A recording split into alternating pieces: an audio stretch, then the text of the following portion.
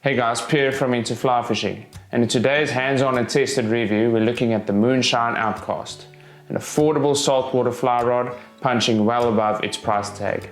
As a disclaimer, I must mention that Moonshine sent me two of their Outcast models to test and review. Throughout the test I tried to remain as unbiased as possible and involved anglers with varying degrees of experience to see how they would fare fishing the rod. I spent a month with both the 8 and 9 weight Outcast models, testing them in estuarine and saltwater environments. I tested them with various fly lines ranging from conservative tapered floating lines to heavy fast sinking lines. The new Outcast was released in 2020 and was designed with a hardcore saltwater angler in mind. Really, these rods are built to last. So let's look at the components and features in more detail. The Outcast is shipped in a grey Cordura covered tube with a Moonshine logo embroidered on it. On the cap you'll find a sticker that makes rod identification easy when you have multiple rods that you carry with you.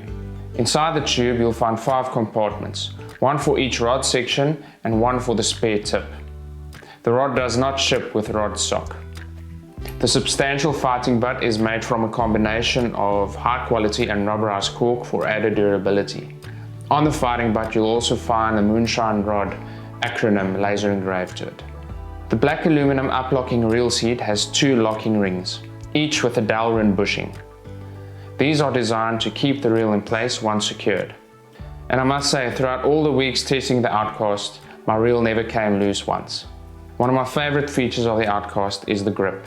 It's made from the same high quality cork as the fighting butt, with the rubberized cork rings here at the top and at the bottom. These are just added for long-term durability of the grip.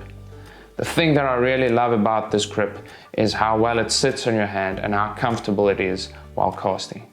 Moving forward, let's first talk about the blank, the sort of heart and soul of the rod. And this is where I feel Moonshine really got it right. It's extremely light, has a comfortable fast action, and the recovery rate is very good. And this is why I feel the Moonshine Outcast is such great value for money. The 8 weight reminds me a lot of the Temple Fork Outfitters BVK, which, as some of you might know, is one of the best value 8 weights of all time. The blank is matte grey, which reduces rod glare, and the texture of the carbon coils are visible. The binding wraps at the ferrules and on the line guides are grey with blue accent wraps, which suits the saltwater style rod well. On the butt section, here at the Moonshine and Outcast branding, you'll find an orange or a coral colored accent wrap, which really makes the rod stand out from the crowd. The 2 stripper guides on the second section of the rod have titanium frames with silicon carbide inserts, which really allow the line to shoot out well. The snake guides on the rest of the sections are made from hard chrome stainless steel, which just suits the saltwater nature of the rod well. Each section has light blue alignment dots, which helps you set up the rod correctly and it helps you get on the water faster. As mentioned earlier, the Outcast comes with a spare tip section.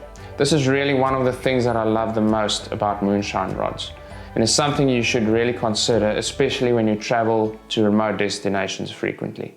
The Outcast comes with a lifetime warranty against any defects in the materials or craftsmanship, which is applicable to the original owner of the rod.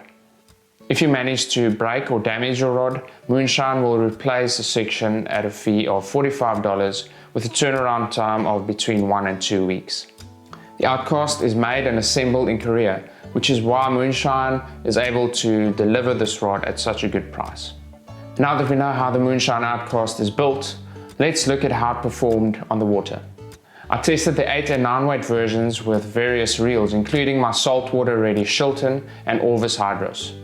Knowing that the Outcast makes for an excellent crossover rod, I spooled the reels with different fly lines ranging from full floating to fast sinking. In most cases, I used a 15-pound leader between 12 and 15 feet long, as the fish was spooky and very leader shy. For flies, I used anything from small crazy charlies to big poppers. The Outcast is rated as a fast action rod, and I do agree with this, as you're able to generate very high line speeds, deal with wind easily, and throw very tiny loops. However, this fast action isn't in your face the whole time. It's really comfortable to cast for both beginners and experienced anglers. I feel Moonshine really did a great job on this blank. Usually, I would recommend medium fast action rods for beginners, but with a comfortable action on this rod, I'll easily recommend the Outcast to both beginners and experienced fly anglers. The casting distance you can get out of a fly rod greatly depends on the specific line and taper that you're using. Despite this, the Outcast performed really good at all distances, even using the long leader.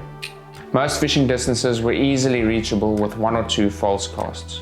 The rod really responds well to a well-timed double haul, so if you're looking to get the most out of your Outcast, I recommend going for a lesson or 2 to get this technique dialed in. With 3 backcasts and a properly timed double haul, it was easy to cast out a full fly line. So, how well does this rod perform when you fight a fish? Although I didn't hook into a steam train, I fished with my fishing buddies for species such as guitar shark and other rays. We also caught some nice bluefish. The rod has ample pulling power, and having caught a ton of bonefish in my life, I can easily say that both the 8 and 9 weight version of this rod will perform well in most saltwater fly fishing scenarios.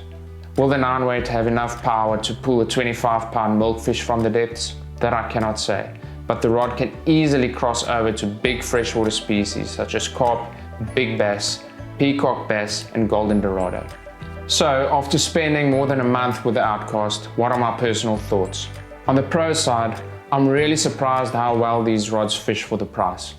The rod is an absolute pleasure to cast and would do great as a primary or secondary rod for a big fishing trip. I also love the fact that Moonshine supplies a spare tip with the rod, which makes total sense. I cannot understand why more manufacturers aren't doing this. And what negative points were there? Well, for a rod at this price point, I really struggled to find any. If I had to go and nitpick, the 2 stripper guides on the second section weren't 100% aligned. This doesn't affect the performance or the durability of the rod at all, but that was about it. So who is this rod designed for? Out of a price point of view, the Outcast is perfect for the beginner or novice angler who's looking for a very solid rod that can be used in both fresh and saltwater environments. But that's not where it stops. I really believe that the performance of the Outcast is good enough that many experienced anglers will love fishing this rod. The Outcast will also make for an excellent choice for a backup rod on big fishing trips. I hope that you found this hands-on review helpful, and if you have any comments, questions or suggestions, please leave them at the bottom of the video. I always strive to improve these reviews, which are ultimately dedicated at helping you make the right gear choices. Please like and subscribe to our channel and turn on the notifications to be kept in the loop of any future reviews. Until next time, cheers.